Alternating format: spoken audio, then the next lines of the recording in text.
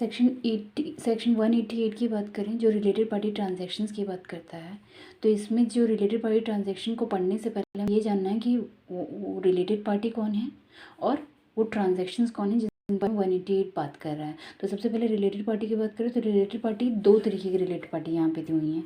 यहाँ पे एक तो दिया हुआ 2 सबसेक्शन 76 में और एक 2 सबसेक्शन 77 में, प्लस इसके रूल्स भी दिए हुए हैं जो स्पेसिफिकेशन ऑफ डेफिनेशन डिटेल 2014 के रूल 3 एंड रूल 4 हैं।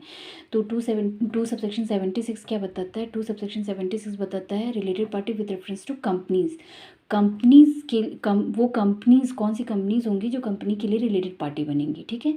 तो वो सबसे पहले कौन कौन सी हैं?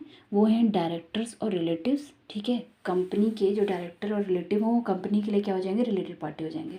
या कंपनी का केएमपी या उसका रिलेटिव भी कंपनी के लिए रिलेटेड पार्टी हो जाएगा।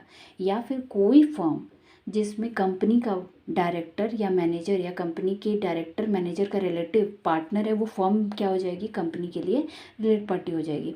उसके बाद कोई प्राइवेट कंपनी जिसमें कंपनी का डायरेक्टर मैनेजर या उसका रिलेटिव क्या है? मेंबर या डायरेक्टर है, तो वो भी प्राइवेट कंपनी उसकी रिलेटेड पार्टी हो जाएगी। ऐसे पब्लिक कंपनी कोई भी पब्लिक कंपनी जिसमें कंपनी का डायरेक्टर मैनेजर डायरेक्टर हो और साथ ही साथ होल्ड करता हो कितना?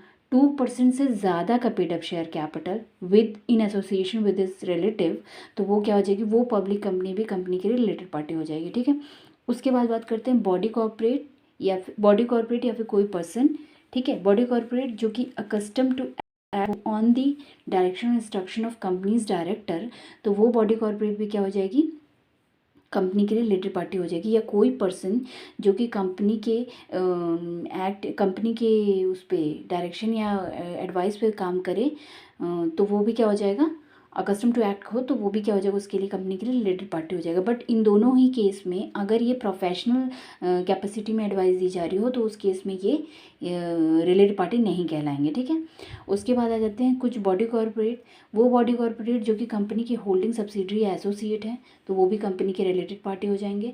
या फिर वो सब्सिडरी कंपनी जो कि कंपनी की होल्डिंग कंपनी की सब्सिडरी कंपनी है, यानी कि वो होल्डिंग कंपनी एक होल्डिंग कंपनी के दोनों ही सब्सिडरी कंपनी एक दूसरे के रिलेटेड पार्टी हो जाएंगे। उसके बाद इन्वेस्टिंग कंपनी और वेंचरर कंपनी, ये सारे कंपनी भी क्या हो जाएंगे? रिलेटेड पार्टी हो जाएंगे।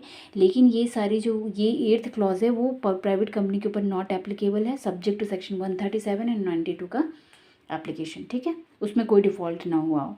इसके बाद क्या है? इसके बाद आ जाता है रूल 3, जो कि रूल 3 क्या कहता है? स्पेसिफिकेशन ऑफ डेफिनेशन डिटेल्स 2014 का रूल 3 ये कहता है कि कंपनी के डायरेक्टर केएमपी या रिलेटिव्स किस कंपनी के होल्डिंग कंपनी के डायरेक्टर केएमपी और रिलेटिव, और वो director other than independent director होने चाहिए, वो भी क्या हो जाएंगे? कंपनी के रिलेटेड पार्टी हो जाएंगे। यानी होल्डिंग कंपनी के डायरेक्टर केएमपी और रिलेटिव्स कंपनी के रिलेटेड पार्टी हो जाएंगे, ठीक है, other than independent director. Next, ये तो होगी विद रेफरेंस टू कंपनी, वो companies. Now with reference to person किस में दिया है? 2 सबसेक्शन 77 में, और साथ ही इसमें रूल 4 भी एप्लीकेबल हो जाएगा। इसमें 277 जो बेसिक सेक्शन 2 सबसेक्शन 77 वो कहता है कि मेंबर ऑफ HUF और हस्बैंड वाइफ ये दोनों तो रिलेटेड पार्टी होंगे कंपनी के, ठीक है। उसके बाद रूल 4 क्या कहता है? रूल 4 और इंक्लूड करता है किसको? फादर मदर को, इंक्लूडेड स्टेप्स। उसके बाद सन में भी स्टेप सन इंक्लूडेड है, उसकी सन की वाइफ। उसके बाद daughter is the only person in which step 1 is not included, ठीक है। ओनली रियल डॉटर जो है रिलेटेड पार्टी कहलाएगी, और डॉटर का हस्बैंड।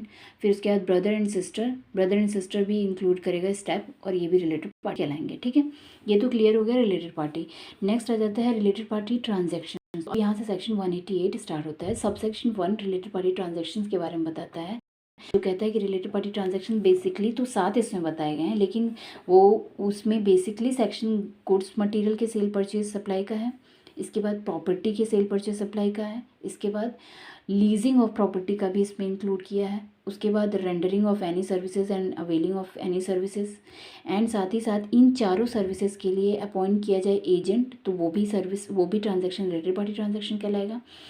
ये उसके बाद आ जाता है कि कोई भी रिलेटेड पार्टी का अपॉइंटमेंट करना किसी भी ऑफिस या प्लेस ऑफ प्रॉफिट पे कंपनी की सब्सिडरी में भी या कंपनी के एसोसिएट में, और कंपनी में तो है ही है मान लीजिए, तो उस केस में भी ये रिलेटेड पार्टी ट्रांजैक्शन कहलाया जाएगा। What is place of profit और ऑफिस ऑफ प्रॉफिट, यानी अगर किसी डायरेक्टर के सेंस में देखा जाए कि डायरेक्टर के लिए कौन सा प्लेस ऑफ प्रॉफिट कहलाएगा या ऑफिस ऑफ प्रॉफिट कहलाएगा, अगर डायरेक्टर को मोर देन रेम्यूनरेशन दिया जा रहा है तो वो प्लेस उसके लिए प्रॉफिट प्लेस कहलाएगा, ठीक है, या फिर ऑफिस के लिए भी प्रॉफिट ऑफिस कहलाएगा। उसके बाद अदर देन डायरेक्टर के पोस्ट पे अपॉइंट किया जा रहा है तो उसके लिए कोई भी पेमेंट किया जाएगा वो प्रॉफिट के लिए। ऑब्वियसली रिलेटेड पार्टी है तो रिलेटेड पार्टी में अगर किसी भी प्लेस पे उसको कोई भी पैसा दे रहा है उसके लिए प्रॉफिटेबल ही होगा ना।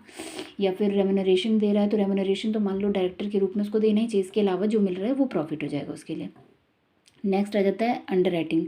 7वां ट्रांजैक्शन अंडर राइटिंग का है। अगर कंपनी के सब्सक्रिप्शन कर रहा है, कंपनी के शेयर्स का सब्सक्रिप्शन का अंडर राइटिंग कर रहा है, चाहे सिक्योरिटीज़ का हो चाहे डेरिवेटिव्स का हो, और यहाँ केवल कंपनी है, सब्सिडरी या फिर एसोसिएट को नहीं इंक्लूड किया हुआ है, ठीक है, तो उस केस में ये सारे ट्रांजैक्शंस क्या हो जाएंगे, ये सारे ट्रांजैक्शंस रिलेटेड पार्टी ट्रांजैक्शन हो जाएंगे, जबकि ये सारे ट्रांजैक्शन विद रिलेटेड पार्टी कर रहा हो कंपनी, ठीक है, जैसा कि रिलेटेड पार्टी क्लियर हो, तो वो सारे ट्रांजैक्शंस रिलेटेड पार्टी ट्रांजैक्शंस कहलाएंगे। अब रिलेटेड पार्टी ट्रांजैक्शन से प्रॉब्लम क्या है, ये बताता है सबसेक्शन 1 ही कहता है कि रिलेटेड पार्टी ट्रांजैक्शन होगा तो कहीं ना कहीं एक इंटरेस्ट कन्फ्लिक्ट आ सकता है कंपनी के साथ, तो उस केस में क्या करना है, उस केस में हमको बोर्ड रेजोल्यूशन पास करना मस्ट है विद एजेंडा, जो कि सब रूल 1 कहता है 15 रूल का, ठीक है, तो एजेंडा के साथ ही आपको रिलेटेड पार्टी ट्रांजैक्शन में बोर्ड रेजोल्यूशन लेना मस्ट है। बट रिलेटेड पार्टी ट्रांजैक्शन में बोर्ड रेजोल्यूशन तो मस्ट है चाहे जो भी हो, बट उसके बाद ही कहता है कि 15 सब रूल 2 भी ये बताता है कि क्या कहता है कि अगर इंटरेस्टेड है पार्टी, ठीक है, अगर इंटरेस्टेड है तो उस केस में उसको वोट नहीं करना है, उसमें उसके अलावा जो डायरेक्टर्स होंगे वही वोट करेंगे, ठीक है। अब ये भी कहना है कि जो रिलेटेड पार्टी ट्रांजैक्शन है इसमें तो बोर्ड रेजोल्यूशन मस्ट है, लेकिन सब रूल 3 कहता है 15 का कि अगर इस लिमिट से, पर्टिकुलर लिमिट जो 15 सब रूल 3 में दी हुई है उससे एक्सीड कर जाता है ट्रांजैक्शंस, तो उस केस में क्या करना पड़ेगा, बोर्ड रेजोल्यूशन से काम नहीं चलेगा, वहाँ पर फिर शेयर होल्डर्स को इंटरवीन करना पड़ेगा और ऑर्डिनरी रेजोल्यूशन पास करना पड़ेगा। ऑर्डिनरी रेजोल्यूशन पास करेंगे तो अब लिमिट्स क्या क्या दी हुई हैं वो 15 सब रूल 3 में दी हुई हैं कि जो ट्रांजैक्शंस हैं, जो 4 मेन ट्रांजैक्शन है, यानी गुड्स एंड मटेरियल के सेल परचेज, उसके बाद जो है प्रॉपर्टी काइंड का सेल परचेज, या फिर एजेंट का हायरिंग, या फिर लीजिंग, या फिर जो है उसका सर्विसेज का, या फिर एजेंट का, इन सारे केस में, इन सारे के लिए एजेंट को अप्लाई करना। उन सारे केसेस में क्या है, उन सारे केसेस में अगर 10% से एक्सीड कर जाता है, 10% और 10% मोर देन 10%, ठीक है, 10% और मोर देन 10% से एक्सीड तक पहुंच जाता है, ठीक है, तो उस केस में हमारा क्या हो जाएगा कि हमने जो है लिमिट क्रॉस कर दी है। और 10% of what, 10% of turnover, but in case of property, ठीक है, sale and dispose of sale property, उस केस में नेटवर्थ का 10% से 10% या 10% से एक्सीड कर जाएगा, तो उस केस में क्या चाहिए, हमें ऑर्डिनरी रेजोल्यूशन चाहिए, ठीक है, ऑर्डिनरी रेजोल्यूशन चाहिए। लेकिन अब बात करते हैं appointment of related party to the place of or office of profit. उस केस में क्या होगा, उस केस में अगर 2.5 लाख से एक्सीड कर जाएगी, नॉट इक्वल टू 2.5 लाख से अगर एक्सीड कर जाएगी पर मंथ की लिमिट से, और अंडर राइटिंग के केस में अगर 1% ऑफ नेटवर्थ से एक्सीड कर जाएगी, तो ये माना जाएगा कि इन्होंने लिमिट से एक्सीड कर दिया, अब इनको ऑर्डिनरी रेजोल्यूशन तो पास करना ही पड़ेगा, तभी कुछ काम होगा, ठीक है। तो ये बात हो गई, इतनी तो चीज़ समझ में आ गई कि क्या कहना चाहता है 188।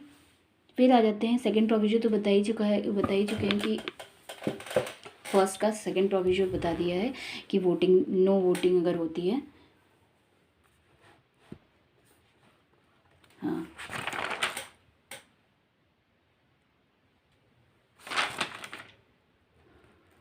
हाँ, फर्स्ट प्रोविजन तो प्रायर अप्रूवल की बात करता है ऑर्डिनरी रेजोल्यूशन की, हाँ ठीक है। सेकंड प्रोविजन कहता है कि वोटिंग नहीं कर सकता है। थर्ड प्रोविजन कहता है कि अगर 90% या उससे ज़्यादा के रिलेटेड पार्टी हो गए हैं तो फिर वोटिंग कैसे रोक सकते हैं, तो इसलिए सेकंड प्रोविजन उसके ऊपर एप्लीकेबल नहीं होगा। और साथ ही सेकंड एंड थर्ड प्रोविजन किसके ऊपर नहीं है एप्लीकेबल, यानी नो वोटिंग, या फिर ये जब नो वोटिंग वाले एप्लीकेबल है तो थर्ड प्रोविजन क्या ही एप्लीकेबल होगा।